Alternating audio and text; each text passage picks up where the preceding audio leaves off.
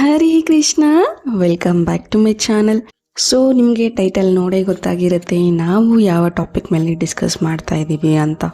ಪುನರ್ಮಿಲನ ಯಾಕೆ ಕಷ್ಟ ಆಗ್ತಾ ಇದೆ, ರಿಯುನೈಟ್ ಯಾಕೆ ಕಷ್ಟ ಆಗ್ತಾ ಇದೆ ನನಗೆ. ನಾನು ತುಂಬ ಟೆಕ್ನಿಕ್ಸ್ ಮಾಡಿದ್ದೀನಿ, ಸ್ವಿಚುವಲ್ಸ್ ಪ್ರಾಕ್ಟೀಸ್ ಮಾಡ್ತಾ ಇದ್ದೀನಿ, ರಿಚುವಲ್ಸ್ ಮಾಡ್ತಾ ಇದ್ದೀನಿ, ಮೆಡಿಟೇಷನ್, ಗೈಡೆಡ್ ಮೆಡಿಟೇಷನ್ ರಿಯುನೈಟ್ಗೋಸ್ಕರನೇ ಮಾಡ್ತಾ ಇದ್ದೀನಿ, ಮಂತ್ರ ಕೇಳ್ತಾ ಇದ್ದೀನಿ. ಬಟ್ ರಿಯುನೈಟ್ ಆಗ್ತಾ ಇಲ್ಲ. ನನಗೆ ತುಂಬ ಡೆಸ್ಪ್ರೇಟ್ ಆಗ್ತಾ ಇದೆ. ಎಲ್ಲ ರೀತಿಯ ಟೆಕ್ನಿಕ್ಸ್ ಮಾಡಿದ ಮೇಲೂ ನನಗೆ ರಿಸಲ್ಟ್ ಸಿಗ್ತಾ ಇಲ್ಲ. ನನಗೆ ನನ್ನ ಮೇಲೇ ಕೋಪ ಬರ್ತಾ ಇದೆ. ನಾನೇ ಸರಿ ಇಲ್ವೇನೋ, ಎಲ್ಲಿ ತಪ್ಪಾಗ್ತಾ ಇದೆ, ತುಂಬ ಅಸಹಾಯಕತೆ ಕಾಡ್ತಾ ಇದೆ, ಡಿಪ್ರೆಷನ್ಗೆ ಹೋಗ್ತಾ ಇದ್ದೀನಿ, ಜೀವನ ಬೇಡ ಅನ್ನಿಸ್ತಾ ಇದೆ. ಯೂನಿವರ್ಸ್ ಯಾವತ್ತೂ ನನ್ನ ಜೊತೆ ಇರೋದಿಲ್ಲ. ಯೂನಿವರ್ಸ್ ನನಗೆ ಯಾವುದೇ ರೀತಿಯಲ್ಲೂ ಸಾಥ್ ಕೊಡ್ತಾ ಇಲ್ಲ. ಸೊ ಇದಷ್ಟು ಗೊಂದಲಗಳು ನಿಮ್ಮಲ್ಲಿ ಇದೆ. ತುಂಬಾ ಡೆಸ್ಪ್ರೇಟ್ ಆಗಿರ್ತೀರಾ. ಯೂನಿವರ್ಸ್ ಮೇಲೆ, ಮ್ಯಾನಿಫೆಸ್ಟೇಷನ್ಸ್ ಮೇಲೆ ಒಂದು ಹೋಪ್ ಅನ್ನೋದನ್ನ, ನಂಬಿಕೆ ಅನ್ನೋದನ್ನ ಕಳ್ಕೊಂಡಿರ್ತೀರಾ. ಆದಷ್ಟು ಕಾಮನ್ ರೀಸನ್ಸ್ಗಳಿರುತ್ತೆ ಯಾಕೆ ರಿಯುನೈಟ್ ಆಗ್ತಾ ಇಲ್ಲ ಅನ್ನೋದಕ್ಕೆ. ಆ ಒಂದಷ್ಟು ಕಾರಣಗಳನ್ನ ಇಲ್ಲಿ ನಾವು ಈ ಒಂದು ವಿಡಿಯೋದಲ್ಲಿ ಡಿಸ್ಕಸ್ ಮಾಡೋಣ. ಯಾವ್ದಾದ್ರೂ ಆ ಒಂದು ರೀಸನ್ ಅಲ್ಲಿ ನಿಮ್ಮ ಒಂದು ಸಿಚುವೇಶನ್ ಇದ್ರೆ ಅದ್ರ ಮೇಲೆ ನೀವು ವರ್ಕ್ ಮಾಡಿದ್ರೆ ಖಂಡಿತ ನಿಮ್ಮ ಒಂದು ಮ್ಯಾನಿಫೆಸ್ಟೇಷನ್ ವರ್ಕ್ ಆಗುತ್ತೆ. ಸಮಸ್ಯೆ ಎಲ್ಲಿದೆ ಅದರ ಒಂದು ರೂಟ್ ಅಲ್ಲಿ ನೀವು ವರ್ಕ್ ಮಾಡಬೇಕಾಗುತ್ತೆ. ಮೇಲ್ಮೇಲೆ ರಿಚುವಲ್ಸ್ ಮಾಡೋದ್ರಿಂದ ಯಾವುದೂ ವರ್ಕ್ ಆಗೋದಿಲ್ಲ. ಸಮಸ್ಯೆ ಆಳವಾಗಿರುವಂತಹ ಬೇರು ಸಮೇತ ಕಿತ್ತು ಹಾಕಬೇಕು ಸಮಸ್ಯೆಗಳನ್ನ, ಅಂದಾಗಲೇ ಎಲ್ಲವೂ ಸರಿ ಹೋಗುತ್ತೆ. ಇಲ್ಲ ಅಂದ್ರೆ ಮೇಲ್ಮೇಲೆ ನೀವು ಕೆಲಸಗಳನ್ನ ಮಾಡಿದ್ರೆ, ರಿಚುವಲ್ಸ್ ಮಾಡಿದ್ರೆ ಒಂದು ತಾತ್ಕಾಲಿಕವಾಗಿ ನಿಮಗೆ ಒಂದು ಟೆಂಪರರಿ ಸೊಲ್ಯೂಷನ್ಸ್ ಅನ್ನೋದು ಸಿಗಬಹುದು. ಆ ಒಂದು ಟೈಮ್ಗೆ ಆ ಒಂದು ರಿಚುವಲ್ಸ್ನ ಮಾಡಿದೆ, ಓಕೆ ಫೈನ್, ಈ ರಿಚುವಲ್ಸ್ ಮಾಡೋದಕ್ಕೆ ನನಗೆ ನನ್ನ ಪರ್ಸನ್ ಕಡೆಯಿಂದ ಕಾಲ್ ಬಂದಿದೆ, ಸೊ ಈ ಪರ್ಸನ್ ನಮ್ದು ಹೀಗೆ ಕಂಟಿನ್ಯೂ ಆಗುತ್ತೆ. ಆ ರಿಚುವಲ್ಸ್ ಎಲ್ಲ ಮಾಡಿ ಕಾಂಟ್ಯಾಕ್ಟ್ ಆದಮೇಲೆ 1 ವೀಕ್ ಅಥವಾ 15 ಡೇಸ್ ನಂತರ ಅಥವಾ 1 ತಿಂಗಳಾದಮೇಲೆ ಸೇಮ್ ರಿಪೀಟೆಡ್ ಪ್ಯಾಟರ್ನ್ಸ್ ಮತ್ತೆ ಅರೈಸ್ ಆಗುತ್ತೆ. ಅಯ್ಯೋ ನಾನೆಲ್ಲ ಮಾಡಿದ್ದೆ, ಎಲ್ಲಿ ಮತ್ತೆ ತಪ್ಪಾಯಿತು. Again you go panic. ಏನು ತಪ್ಪಾಗ್ತಾ ಇದೆ, ಎಲ್ಲಿ ಸರಿಪಡಿಸ್ಕೋಬೇಕು ಅನ್ನೋದ್ರ ಬಗ್ಗೆ ಕೆಲವೊಂದಷ್ಟು ಕಾಮನ್ ರೀಸನ್ಸ್ನ ನಾವು ಇಲ್ಲಿ ಡಿಸ್ಕಸ್ ಮಾಡೋಣ. ಸೊ ಯಾಕೆ ರಿಯುನೈಟ್ ಆಗ್ತಾ ಇಲ್ಲ ಅಂತ. ಮೈಟ್ ಬಿ ಇದು ನಿಮ್ಮ ಪರ್ಸನಿಗೆ ಅಷ್ಟೇ ಸೀಮಿತ ಆಗಿರೋದಿಲ್ಲ, ನಿಮಗೂ ಕೂಡ ಸೀಮಿತ ಆಗಿರುತ್ತೆ. ಸೊ ನೀವು ಈ ಒಂದು ಸಿಚುವೇಶನಲ್ಲಿ ಇದ್ದೀರಾ, ಅಥವಾ ನಿಮಗೆ ಆ ಒಂದು ಪಾಯಿಂಟ್, ಓಕೆ ನಾನು ಇದೇ ಒಂದು ಪೇನಲ್ಲಿ ಇದ್ದೀನಿ, ಎಸ್ ಇದು ನನಗೆ ಆಗ್ತಾ ಇದೆ, ಈ ಒಂದು ಮನಸ್ಥಿತಿನಲ್ಲಿ ನಾನೇ ಇದ್ದೀನಿ ಅಂತ ಅಂದರೆ ಡೆಫಿನೆಟ್ಲಿ ನೀವು ನಿಮ್ಮ ಮನಸ್ಥಿತಿ ಮೇಲೆ ವರ್ಕ್ ಮಾಡ್ಕೋಬೇಕಾಗತ್ತೆ. ಸೊ ನೀವು ಯಾವ ಸಿಚುವೇಶನಲ್ಲಿ ಇದ್ದೀರಾ ಅನ್ನೋದನ್ನು ನೀವು ಕೂಡ ತಿಳ್ಕೊಳ್ಳಿ ಆ್ಯಂಡ್ ಕಮೆಂಟಲ್ಲೂ ನೀವು ತಿಳಿಸ್ಬಹುದು. ಸೊ ಫಸ್ಟ್ ಕಾರಣ ಬಂತು ಪೇನ್ ಸ್ಟಿಲ್ ಎಕ್ಸಿಸ್ಟ್. ಬ್ರೇಕಪ್ ಆಗಿರೋ ಟೈಮಲ್ಲಿ ಅಥವಾ ಹಳೆಯ ಮನಸ್ತಾಪಗಳು ಏನಿದೆ ಅವೆಲ್ಲವೂ ಇನ್ನೂ ಮನಸ್ಸಲ್ಲಿರುತ್ತೆ. ಹಳೆ ಗಾಯಗಳು ಇನ್ನೂ ಮಾಸಿರೋದಿಲ್ಲ. ಬಿಕಾಸ್ ಡಿಸ್ಹಾನೆಸ್ಟಿಯಿಂದ, ನಿರ್ಲಕ್ಷ್ಯತೆಯಿಂದ, ವಿನಾಕಾರಣ ವಾದಗಳಿಂದ ಎಮೋಷ್ನಲ್ ಆಗಿ ಹರ್ಟ್ ಆಗಿರ್ತೀರಾ. ನನಗೆ ಟೈಮ್ ಕೊಡ್ತಾ ಇರೋದಿಲ್ಲ, ತುಂಬ ಆರ್ಗ್ಯುಮೆಂಟ್ಸ್ ಆಗಿರುತ್ತೆ ನಿಮ್ಮ ಮಧ್ಯೆ, ತುಂಬ ಪೇನ್ ಆಗಿರುತ್ತೆ, ಒಬ್ರಿಗೊಬ್ರು ಬೈಕೊಂಡಿರ್ತೀರಾ. ಅಯ್ಯೋ ನಾನು ಅಷ್ಟು ಪ್ರೀತಿ ಕೊಟ್ಟಿದ್ದೆ ಬಟ್ ಸ್ಟಿಲ್ ಆ ಪರ್ಸನ್ ನನಗೆ ಅಷ್ಟೆಲ್ಲ ಮಾತಾಡಿದ್ದಾರೆ. ಸೊ ಹಳೆ ಗಾಯಗಳು ಇನ್ನೂ ಮನಸ್ಸಲ್ಲಿ ಇರುತ್ತೆ, ಅದರಿಂದ ಹೊರಗೆ ಬಂದಿರೋಕೆ ಆಗಿರೋದಿಲ್ಲ. ಹಳೆಯ ಗಾಯ ಇನ್ನೂ ಮಾಸಿರೋದಿಲ್ಲ, ಅದು ಮನಸ್ಸಲ್ಲೇ ಕುತ್ಕೊಂಡಿರುತ್ತೆ. ನೀವು ಹೇಳಬಹುದು, ಇಲ್ಲ ಮೇಡಮ್ ನಾನು ಲೆಟ್ಗೋ ಮಾಡಿದ್ದೀನಿ, ನಾನು ಸರೆಂಡರ್ ಮಾಡ್ತೀನಿ ಅಂತ. ಬಟ್ ಎಷ್ಟರ ಮಟ್ಟಿಗೆ ನೀವು ಲೆಟ್ಗೋ ಮಾಡಿದ್ದೀರಾ, ಎಷ್ಟರ ಮಟ್ಟಿಗೆ ಹಾನೆಸ್ಟ್ ಆಗಿದ್ದೀರಾ, ಆ ಒಂದು ಪೇನ್ನ ನೀವು ಎಷ್ಟರ ಮಟ್ಟಿಗೆ ಎಕ್ಸೆಪ್ಟ್ ಮಾಡಿದ್ದೀರಾ. ಬಟ್ ಆ ಥರದ ಪೇನ್ಗಳು ಬಂದಾಗ, ಮೆಮೊರೀಸ್ ಬಂದಾಗ, no this is not me ಅಂತ ಆ ಒಂದು ಒರಿಜಿನಲ್ ಪೇನ್ನ ನೀವು ಅನುಭವಿಸದೆ ಎಸ್ಕೇಪ್ ಎಷ್ಟು ಜನ ಆಗಿದ್ದೀರಾ. ಸೊ ಅದನ್ನು ನೀವು ಇಲ್ಲಿ ಕಂಡುಕೊಳ್ಳಿ. ಸಪೋಸ್ ಹೌದು ಅಂತ ಆದರೆ ಡೆಫಿನೆಟ್ಲಿ ಆ ಪೇನ್ ಮೇಲೆ ನೀವು ವರ್ಕ್ ಮಾಡಿ ಲೆಟ್ ಗೋ ಟೆಕ್ನಿಕ್ ಅನ್ನೋದನ್ನು ಮಾಡಿ.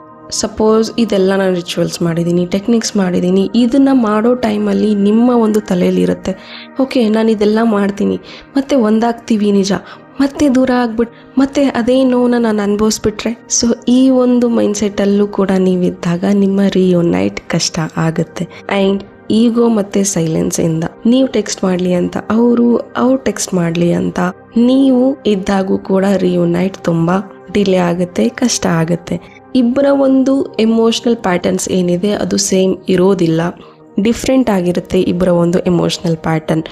ಒಬ್ಬರು ತುಂಬ ಬೇಗ ರಿಕವರಿ ಆಗಿರ್ತೀರಿ, ಆ್ಯಂಡ್ ಎಸ್ ನಾನು ಇದರಿಂದ ಹೊರಗೆ ಬೇಗ ಬಂದಿದ್ದೀನಿ, ನನಗೆ ರಿಯುನೈಟ್ ಆಗಬೇಕು, ಆ ಪರ್ಸನ್ ಜೊತೆ ನಾನು ಮಾತಾಡಬೇಕು ಅಂತ. ಇನ್ನೊಂದು ಪರ್ಸನ್ ಏನಿರ್ತಾರೆ, ಇಲ್ಲ ನಾನು ಅಷ್ಟೆಲ್ಲ ನನಗೆ ನೋವಾಗಿದೆ ಆ್ಯಂಡ್ ನನ್ನಿಂದ ಅವ್ರಿಗೂ ಕೂಡ ನೋವಾಗಿದೆ, I need still time to heal, I need still time to work on myself. ನನಗೆ ಇನ್ನೂ ಸಮಯ ಬೇಕು, ನನ್ನ ಒಂದು ಪೇನ್ನ ಹೀಲ್ ಮಾಡ್ಕೊಳ್ಳೋದಕ್ಕೆ, ಗುಣಪಡಿಸ್ಕೊಳ್ಳೋದಕ್ಕೆ ನನಗೆ ಟೈಮ್ ಬೇಕು. ಕೆಲವ್ರಿಗೆ ತುಂಬ ಬೇಗ ಹೊರಗೆ ಬರ್ತೀರಾ, ಇನ್ನು ಕೆಲವರು ತುಂಬ ಟೈಮ್ ತಗೊಂಡು ಹೊರಗೆ ಬರ್ತಾರೆ.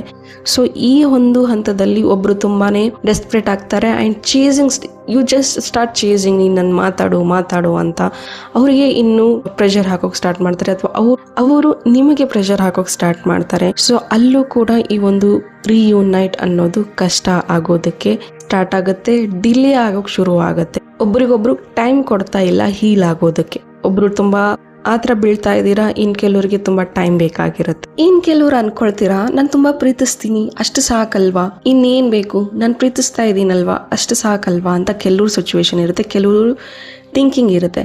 ಬಿಕಾಸ್ ಒಬ್ಬರದ್ದು ಕಂಪ್ಲೇಂಟ್ ಏನಿರುತ್ತೆ, ನೀ ನನಗೆ ಟೈಮ್ ಕೊಡ್ತಾ ಇಲ್ಲ, ನೀ ನನ್ನ ಅರ್ಥ ಮಾಡ್ಕೊಳ್ತಾ ಇಲ್ಲ, ನಂಗೆ ಯಾಕೋ ನೀ ನನ್ನ ಪ್ರೀತಿಸ್ತೀಯ ಅನ್ನೋದೇ ನನಗೆ ಡೌಟು. ಸೊ ಈ ಥರದ್ದು ಒಂದಷ್ಟು ಪ್ರಶ್ನೆಗಳನ್ನ ನೀವು ಕೇಳಿರ್ತೀರ ಅಥವಾ ನಿಮ್ಮ ಪರ್ಸನ್ ಕೇಳಿರ್ತೀರ. ಬಟ್ ಅವರ ಒಂದು ಮೈಂಡ್ಸೆಟ್ ಏನಿರುತ್ತೆ ಅಥವಾ ನಿಮ್ಮ ಮೈಂಡ್ಸೆಟ್ ಏನಿರುತ್ತೆ ಅಂತಂದರೆ, ಪ್ರೀತಿ ಮಾಡ್ತಾ ಇದ್ದೀನಲ್ಲ, ಇನ್ನೇನು ತೋರಿಸ್ಬೇಕು, ಇನ್ನು ಹೇಗೆ ಎಕ್ಸ್ಪ್ರೆಸ್ ಮಾಡಬೇಕು, I am loving Har, I am loving them, ನಾನು ಅವಳನ್ನ ಇಷ್ಟಪಡ್ತಾ ಇದ್ದೀನಿ, ನಾನು ಅವಳನ್ನ ಇಷ್ಟಪಡ್ತಾ ಇದ್ದೀನಿ, ಇಷ್ಟು ಸಾಕಲ್ವಾ.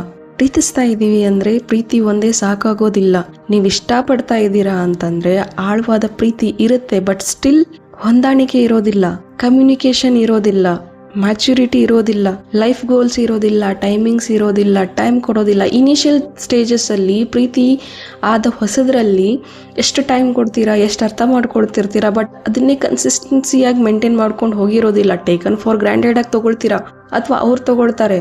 ಸೊ ಕೆಲವ್ರಿಗೆ ಎಮೋಷ್ನಲ್ ಅವೈಲಬಿಲಿಟಿ ಬೇಕಾಗಿರುತ್ತೆ, ಇನ್ನು ಕೆಲವ್ರಿಗೆ ಅದನ್ನು ಎಲ್ಲಿದ್ರೂ ನನ್ನ ಪರ್ಸನನ್ನು ಅರ್ಥ ಮಾಡ್ಕೊಳ್ತಾರೆ ಬಿಡು ಅನ್ನೋ ಒಂದು ಮೈಂಡ್ಸೆಟ್ ಒಬ್ರಿಗಿರುತ್ತೆ, ಟೇಕನ್ ಫಾರ್ ಗ್ರಾಂಟೆಡ್ ಆಗಿರುತ್ತೆ. ಅಲ್ಲಿಗೆ ಮನಸ್ತಾಪಗಳು ಶುರುವಾಗುತ್ತೆ. ಪ್ರೀತಿ ಒಂದೇ ಇದ್ರೆ ಸಾಕಾಗೋದಿಲ್ಲ, ಅದನ್ನ ದಿನನಿತ್ಯ ತೋರಿಸ್ಬೇಕು. ಸೊ ಒಂದು ಸಣ್ಣ ಎಕ್ಸಾಂಪಲ್ ಮೂಲಕ ನಾನು ಇಲ್ಲಿ ನಿಮಗೆ ಅರ್ಥ ಮಾಡಿಸ್ತೀನಿ. ಈಗ ನೀವು ಒಂದು ಅಂಗಡಿಯಿಂದ ಒಂದು ಗಿಡನೋ ಒಂದು ಪಾಟ್ನ ತೊಗೊಂಬರ್ತೀರಾ, ಒಂದು ರೋಸ್ ಗಿಡನ ತೊಗೊಂಬರ್ತೀರಾ ಅಂದ್ಕೊಳ್ಳಿ. ಅದು ನೀವು ಸ್ಟಾರ್ಟಿಂಗಲ್ಲಿ ತುಂಬ ಕೇರ್ ಮಾಡ್ತೀರಾ, ಕನ್ಸರ್ನ್ ಮಾಡ್ತೀರಾ, ನೀರು ಹಾಕ್ತೀರಾ, ಪ್ರೀತಿಯಿಂದ ನೋಡ್ಕೊಳ್ತೀರಾ ಆ್ಯಂಡ್ ಅದು ನಿಮಗೆ ಒಂದಷ್ಟು ಹೂಗಳನ್ನ ಕೊಡುತ್ತೆ. You enjoy that. ಓಕೆ, ಆ ಹೂಗಳನ್ನ ಹಾಕ್ಕೊಳ್ತೀರಾ, ದೇವರಿಗೆ ಇರಿಸ್ತೀರಾ, ಯು ಎಂಜಾಯ್. ಹೋಗ್ತಾ ಹೋಗ್ತಾ ಯು ಗೆಟ್ ಬ್ಯುಸಿ, ನಿಮ್ಮ ಕೆಲಸದಲ್ಲಿ ಬ್ಯುಸಿ ಆಗ್ತೀರಾ ಅಥವಾ ಲೇಸಿನೆಸ್ ಬರುತ್ತೆ, ಅಯ್ಯೋ ಯಾರು ನೀರು ಹಾಕ್ತಾರೆ ಬಿಡು. ಬಟ್ ಎಟ್ ದ ಎಂಡ್ ಅದು ಕ್ರಮೇಣ ಒಣಗ್ತಾ ಬರುತ್ತೆ. ಅದು ನಿಮಗೆ ಹೂ ಮೊದಲಿನ ಥರ ಕೊಡೋದಿಲ್ಲ. ಆ್ಯಂಡ್ ಅದಾದಮೇಲೆ ಯಾಕೋ ಹೂ ಕೊಡ್ತಾ ಇಲ್ಲ ಅಂತ ನೀವು ತುಂಬ ಲೇಟ್ ಆದಮೇಲೆ ಅದು ಕಂಪ್ಲೀಟಾಗಿ ಒಣಗಿ ಹೋಗಿ ಸತ್ತು ಹೋಗಿರುತ್ತೆ ಆ ಗಿಡ. ಆವಾಗ ಹೋಗಿ ನೀರು ಹಾಕೋಕ್ಕೆ ಹೋಗ್ತೀರಾ, ಅದರಲ್ಲಿ ಪ್ರಾಣ ಏನೂ ಇರೋದಿಲ್ಲ. ಆವಾಗ ನಿನಗೆ ಹೂ ಬೇಕು, ಇದನ್ನು ನಾನು ಪ್ರೀತಿ ತೋರಿಸ್ತೀನಿ ಅಂತ ಅಂದಾಗ ಅದು ಹೇಗೆ ಕೊಡುತ್ತೆ ನಿಮಗೆ? ಅವಶ್ಯಕತೆ ಇದ್ದಾಗ ಅಥವಾ ಅದು ನಿಮ್ಮ ಜೊತೆ ಚೆನ್ನಾಗಿದ್ದಾಗಲೇ ಚೆನ್ನಾಗಿ ನೋಡ್ಕೋಬೇಕಿತ್ತು. ಅದರಲ್ಲಿರುವಂತಹ ಎಲ್ಲ ಅಂಶಗಳು ಹೋಗಿ ಅದರಲ್ಲಿರುವಂಥ ಪ್ರಾಣನೇ ಇಲ್ಲ, ಕಂಪ್ಲೀಟ್ ಒಂದು ಒಣಗಿ ಹೋಗ್ಬಿಟ್ಟಿದೆ, ಅದರಲ್ಲಿ ಜೀವನೇ ಇಲ್ಲ. Same happens in love, in relationship. ಎಲ್ಲಿ ಹೋಗ್ತಾರೆ ಬಿಡು, ನನ್ನ ಅರ್ಥ ಮಾಡ್ಕೊಳ್ತಾರೆ, ಅಟೆನ್ಷನ್ ಕೊಡೋದೇ ಬಿಟ್ಬಿಡ್ತಾರೆ ಆ್ಯಂಡ್ ಟೈಮ್ ಕೊಡೋದು ಬಿಟ್ಬಿಡ್ತಾರೆ, ತುಂಬ ಗ್ರ್ಯಾಂಟೆಡಾಗಿ ತೊಗೊಂಡ್ಬಿಡ್ತಾರೆ. ನಾನು ಮನೆಗೆ ಮಾಡ್ತಾ ಇದ್ದೀನಲ್ಲ, ಇನ್ನೇನು ಬೇಕು, ನಾನು ಗುಡ್ ಮಾರ್ನಿಂಗ್ ಮೆಸೇಜ್ ಹಾಕ್ತಾ ಇದ್ದೀನಲ್ಲ, ಮತ್ತೇನು ಬೇಕು? ನೋ, ಸ್ಟಾರ್ಟಿಂಗ್ ಹೇಗಿರ್ತೀರೋ ಎಂಡ್ವರೆಗೂ ಹಾಗೆ ಇರಬೇಕು. ಹೌದು, ಸರ್ಕಮ್ಸ್ಟೆನ್ಸಸ್ ಬೇರೆ ಇರುತ್ತೆ, ಸಿಚುವೇಶನ್ಸ್ ಬೇರೆ ಇರುತ್ತೆ, ಎಕ್ಸ್ಪ್ರೆಸ್ ಮಾಡ್ತಾ ಇರೋದಿಲ್ಲ. ಪ್ರೀತಿ ಹಂಗೆ ಕೆಲಸ ಮಾಡೋದಿಲ್ಲ, ತೋರಿಸ್ಲೇಬೇಕು, ಪ್ರೀತಿ ತೋರಿಸ್ಬೇಕು. ತೋರಿಸಿದ್ರೇನೆ ಮಾತ್ರ, ನಾವು ಹೇಳ್ಕೊಂಡ್ರೇನೆ ಮಾತ್ರ ಅದು ನಿಲ್ಲೋಕ್ಕಾಗೋದು. ಪ್ರೀತಿ ಒಂದೇ ಸಾಕಾಗೋದಿಲ್ಲ, ಆ್ಯಕ್ಷನ್ಸ್ ಕೂಡ ಇಂಪಾರ್ಟೆಂಟ್ ಇರುತ್ತೆ. ಸೊ ನೀವು ನಿಮ್ಮ ಪರ್ಸನ್ನ ಟೇಕನ್ ಫಾರ್ ಗ್ರಾಂಟೆಡ್ ತೊಗೊಂಡಿದ್ರೆ ಅಥವಾ ಅವರು ನಿಮ್ಮನ್ನು ಗ್ರಾಂಟೆಡಾಗಿ ತೊಗೊಂಡಿದ್ದೀರಾ ಅಂತ ನೋಡ್ಕೊಳ್ಳಿ. ಸೊ ಅದ್ರ ಮೇಲೆ ನೀವು ವರ್ಕ್ ಮಾಡಿ. ಆ್ಯಂಡ್ ಇನ್ನು ಕೆಲವ್ರದ್ದು ತುಂಬ ಓವರ್ ಥಿಂಕಿಂಗ್ ಇರುತ್ತೆ. ಹಳೆ ಘಟನೆಗಳನ್ನ ಮತ್ತೆ ಮತ್ತೆ ನೆನಪಿಸ್ಕೊಂಡು ರಿಯುನೈಟ್ ಆಗೋಕ್ಕೆ ಹಿಂಜರಿತಾರೆ. ನನಗೆ ಹಾಗಂದ್ರು, ನನಗೆ ಹೀಗಂದ್ರು, ಒಂದ್ಯಾವುದೋ ಒಂದು ಮಾತನ್ನು ಇಡೀ ದಿನ ಇಡೀ ತಿಂಗಳು ಅದೇ ತಲೆಯಲ್ಲಿ ಓಡ್ತಾ ಅತಿಯಾದ ಥಿಂಕಿಂಗ್. ನಿಮ್ಮಲ್ಲಿ ನೀವು ಒಂದು ಕಲ್ಪನೆ ಮಾಡ್ಕೊಂಡ್ಬಿಟ್ಟಿರ್ತೀರ. ಸಿಚುವೇಶನ್ ತುಂಬ ಚಿಕ್ಕದಿರುತ್ತೆ, ಬಟ್ ನಿಮ್ಮ ತಲೆಯಲ್ಲಿ ಅದು ದೊಡ್ಡದಾಗಿ ಬೆಳೆದಿರುತ್ತೆ. ಸೊ ಹಾಗಾಗಿ ನಿಮಗೆ ಅಥವಾ ಅವ್ರಿಗೆ ರಿಯುನೈಟ್ ಆಗೋದಕ್ಕೆ ಕಷ್ಟ ಆಗ್ತಾ ಇರುತ್ತೆ. ಇಬ್ಬರಲ್ಲಿ ಒಬ್ಬರಂತೂ ಓವರ್ ಥಿಂಕಿಂಗ್ ಮಾಡ್ತಿರ್ತೀರಾ.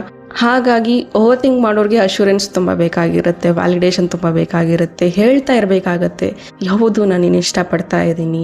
ಅವ್ರಿಗೆ ಯಾವಾಗ್ಲೂ ಅಶ್ಯೂರೆನ್ಸ್ ಬೇಕು ಅಂದಾಗಲೇ ಅವರ ಒಂದು ಓವರ್ ಥಿಂಕಿಂಗ್ ಕಮ್ಮಿ ಆಗಿರುತ್ತೆ. ಆ್ಯಂಡ್ ಸ್ಟಾರ್ಟಿಂಗ್ ರಿಲೇಷನ್ಶಿಪ್ಪಿಗೆ ಬರೋವಾಗಲೂ ಎದುರುಗಡೆ ಇರೋ ವ್ಯಕ್ತಿಗೆ ಹೇಳಿರ್ತೀರ, ನಂದು ಸಿಚುವೇಶನ್ ಹೀಗಿದೆ, you have to give me a time, ನಾನು ಇನ್ನೇನು ಕೇಳೋದಿಲ್ಲ ಅಂತ ಕ್ಲಿಯರ್ ಕಟ್ಟಾಗಿ ಆ ಪರ್ಸನ್ಗೆ ಹೇಳಿದ್ರೂ ಕೂಡ ಆ ಪರ್ಸನ್ ನಿಮಗೆ ಕೊಡ್ತಾ ಇಲ್ಲ ಅಥವಾ ನೀವು ಅವ್ರಿಗೆ ಕೊಡ್ತಾ ಇಲ್ಲ ಅಂತಂದರೆ ಅಲ್ಲಿ ನೀವು ಜೆನ್ಯೂನ್ ಆಗಿ ಪ್ರೀತಿಯಲ್ಲಿ ಇಲ್ಲ.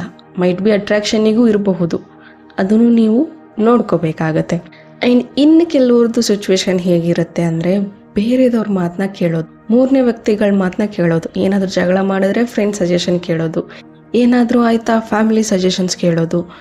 ಆಮೇಲೆ ಡಿಸ್ಟೆನ್ಸ್ ಮೇಂಟೈನ್ ಮಾಡ್ಬಿಡೋದು. ಜಗಳ ಆಯಿತಾ, ಅದ್ರದ್ದು ಯಾಕೆ ಜಗಳ ಆಯಿತು, ಏನಾಯಿತು, ಡಿಸ್ಕಸ್ಸೇ ಇಲ್ಲ, ಅದ್ರ ಬಗ್ಗೆ ಕನ್ವರ್ಸೇಷನ್ನೇ ಇಲ್ಲ, ಡೀಪ್ ಕನ್ವರ್ಸೇಷನ್ಸ್ ಮಾಡೋದಕ್ಕೆ ರೆಡಿ ಇರೋದಿಲ್ಲ.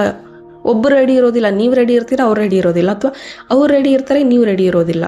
ಬಿಕಾಸ್ ಇನ್ನೂ ಜಗಳ ಆಗಿಬಿಟ್ರೆ, ಇನ್ನೂ ನೋವಾಗ್ಬಿಟ್ರೆ, ಸೊ ಇದರಿಂದ ಡಿಸ್ಟೆನ್ಸ್ ಕ್ರಿಯೇಟ್ ಮಾಡೋದಕ್ಕೆ ಶುರು ಮಾಡ್ತೀರಾ. ಆಮೇಲೆ ಪ್ರಾಬ್ಲಮ್ನ ಸಾಲ್ವ್ ಮಾಡೋದ್ರ ಕಡೆ ನೋಡೋದಿಲ್ಲ, ಸಪ್ರೆಸ್ ಮಾಡೋದ್ರ ಕಡೆ ನೋಡ್ತೀರಾ. ಓಕೆ, ಇವತ್ತು ಜಗಳ ಆಗಿದೆ, ಸೊ ಇದ್ರ ಬಗ್ಗೆ ಮಾತಾಡೋದೇ ಬೇಡ, 2 ದಿನ ಸುಮ್ಮನೆ ಬಿಟ್ಬಿಡೋಣ, ಅವರೇ ಸರಿ ಹೋಗ್ತಾರೆ, ಆಮೇಲೆ ಮತ್ತೆ ಚೆನ್ನಾಗಿ ಮಾತಾಡ್ತಾರೆ. ಬಟ್ ಡೀಪ್ ಡೌನ್ ಇನ್ಸೈಡ್, ಅಯ್ಯೋ ಅದ್ರ ಬಗ್ಗೆ ಸಾಲ್ವ್ ಮಾಡ್ಕೊಳ್ಬೇಕಾಗಿತ್ತು, ಅದ್ರ ಬಗ್ಗೆ ಕ್ಲಾರಿಟಿ ತೊಗೋಬೇಕಾಗಿತ್ತು, ತೊಗೊಂಡಿಲ್ಲ ಅಂತ ಅವ್ರಿಗಿರುತ್ತೆ ಅಥವಾ ನಿಮಗಿರುತ್ತೆ. ಸೊ ಇದರಿಂದಾಗೂ ಕೂಡ ರಿಯುನೈಟ್ ವರ್ಕ್ ಆಗೋದಿಲ್ಲ. ಆಮೇಲೆ ಕೆಲವರಿಗೆ ಕೆರಿಯರ್ ಸ್ಟ್ರೆಸ್ ಇರುತ್ತೆ, ಅಥವಾ ಸೋಷಿಯಲ್ ಪ್ರೆಷರ್ ಇರುತ್ತೆ, ಈ ಥರದ ಒಂದಷ್ಟು ಅಥವಾ ಕಂಪ್ಯಾರಿಸನ್ ಇರುತ್ತೆ. ಅವ್ರ ಲೈಫ್ ಆಗಿದೆ, ಇವ್ರ ಲೈಫ್ ಹೀಗಿದೆ, ನಮ್ದು ಯಾಕೆ ಹೀಗಿದೆ, ಈ ಥರದ್ದೆಲ್ಲ ಕಂಪ್ಯಾರಿಸನ್ಸ್ ಮಧ್ಯೆ ಡಿಸಿಷನ್ಸ್ ತೊಗೊಳೋದಕ್ಕೆ ತುಂಬ ಕಷ್ಟಪಡ್ತಾರೆ. ಆ್ಯಂಡ್ ಇದರಿಂದಾಗಿ ರಿಯುನೈಟ್ ಕೂಡ ಕಷ್ಟ ಅನಿಸುತ್ತೆ. ವಿಡಿಯೋ ತುಂಬ ಲೆಂದಿ ಆಗ್ತಾ ಇದೆ, ಸೊ ಇದ್ರ ಬಗ್ಗೆ ಮತ್ತಷ್ಟು ಮಾತಾಡೋಣ. ಬಿಕಾಸ್ ಇನ್ನಷ್ಟು ಪಾಯಿಂಟ್ಸ್ಗಳಿದೆ ಕವರ್ ಮಾಡೋದಕ್ಕೆ. ಒಂದು ಪಾರ್ಟ್ 2 ಅಂತ ನಾನು ತೊಗೊಂಬರ್ತೀನಿ. ಸೊ ಪಾರ್ಟ್ 2ನಲ್ಲಿ ಇದರ ಬಗ್ಗೆ ಮತ್ತಷ್ಟು ಡಿಸ್ಕಸ್ ಮಾಡೋಣ. ಸೊ ಈ ಒಂದಷ್ಟು ವಿಚಾರಗಳು ನಿಮಗೆ ಗೊತ್ತಾಯಿತು, ರೈಟ್? ಇದ್ರ ಮೇಲೆ ನೀವು ವರ್ಕ್ ಮಾಡಬೇಕು. ಬಟ್ ಇದಕ್ಕೆ ನಿಮಗೆ ಸಹಾಯ ಬೇಕು. ಎಸ್ ಮ್ಯಾಮ್, ನಾನು ಇದರೆಲ್ಲದರಿಂದನೂ ಹೊರಗೆ ಬರಬೇಕು, ಈ ಒಂದು ಡೀಪ್ ರೂಟೆಡ್ ವಿಚಾರಗಳು ಏನಿದೆ ಅಥವಾ ಗೊಂದಲಗಳೇನಿದೆ, ಪ್ರಾಬ್ಲಮ್ಸ್ಗಳಿದೆ, ನಾನು ಸಾಲ್ವ್ ಮಾಡ್ಕೋಬೇಕು, ನಾನು ಹೀಲ್ ಮಾಡ್ಕೋಬೇಕು ಅಂತ ಅಂದರೆ ನೀವು ರಿಲೇಷನ್ಶಿಪ್ ಹೀಲಿಂಗ್ ವರ್ಕ್ಶಾಪ್ನ ಜಾಯ್ನ್ ಆಗಿ ಡೆಫಿನೆಟ್ಲಿ ನೀವು ಅಲ್ಲಿ ನಿಮ್ಮ ಪ್ರಾಬ್ಲಮ್ಗೆ ಸೊಲ್ಯೂಷನ್ ಅನ್ನೋದನ್ನು ಕಂಡುಕೊಳ್ತೀರಾ.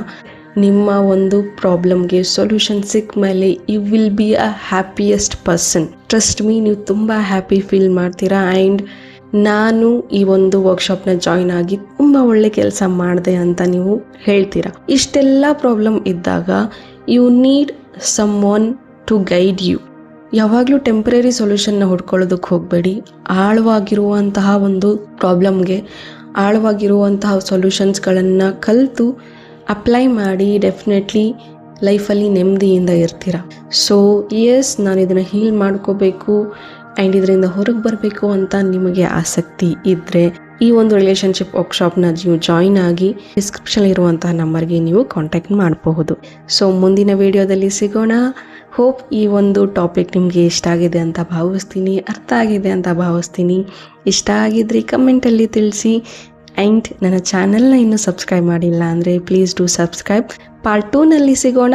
ಇನ್ನಷ್ಟು ಇದರ ಬಗ್ಗೆ ಮಾಹಿತಿ ಅನ್ನೋದನ್ನು ತಿಳ್ಕೊಳ್ಳೋಣ ಅಂತ ಹೇಳ್ತಾ, thank you. God bless you all.